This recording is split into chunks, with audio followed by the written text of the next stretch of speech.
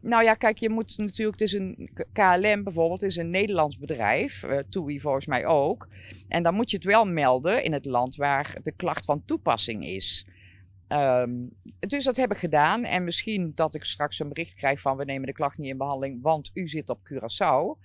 Maar dat denk ik haast niet. En ik denk wel dat ze het gaan onderzoeken.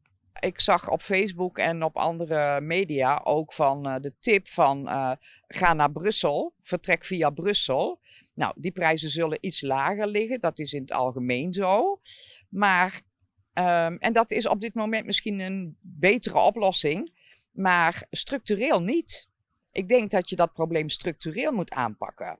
Want anders blijft KLM en blijft TUI dit doen. Hè? En stel dat het niet verboden wordt, ja, dan is dat nog een oplossing misschien om vanaf Brussel te reizen.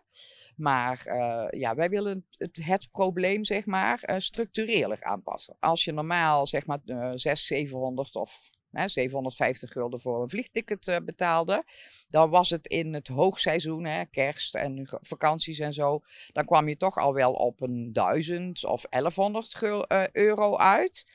Maar in dit geval kom je op 3866 euro uit.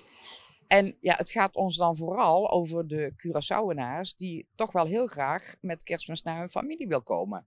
En je zal maar met z'n vieren willen komen, dat is gewoon niet betaalbaar.